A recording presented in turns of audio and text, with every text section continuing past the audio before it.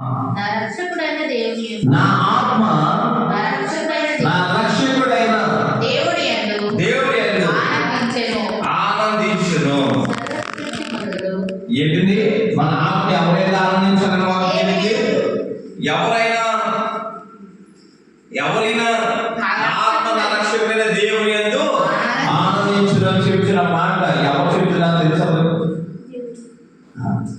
ఎవరు చెప్తున్నారు ఈ మాట అంటే, ఎవరైతే రక్షకుడు కడుపులో పెట్టుకుని ఉన్నారో ఆ మరియమ్మ తల్లి గారు చెప్తున్న మాట.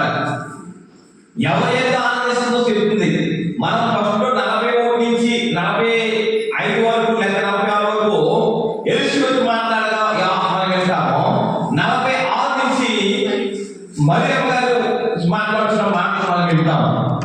ఈ యొక్క మరియమ్మ గారు ఏం చెప్తున్నారు చెప్పనా? నా రక్షకుడైన యేసుక్రీస్తునందు నేను ఆనందిస్తున్నాను. అది నా రక్షకుడైన దేవుడు అన్నారు. ఆ దేవుడు ఎవరు? యేసుక్రీస్తు వారే ఆయన. ఎక్కడ ఉన్నారు ఆయన? ఆమె గర్భంలో ఉన్నారు. కానీ గర్భంలో శిశువును బట్టి ఆమె చెప్తున్న మాట నా రక్షకుడు నా దేవుడు. అక్కడ నా అనే తప్ప పైకి కావాల్సి ఉండదు. నా రక్షకుడు. ఇప్పుడు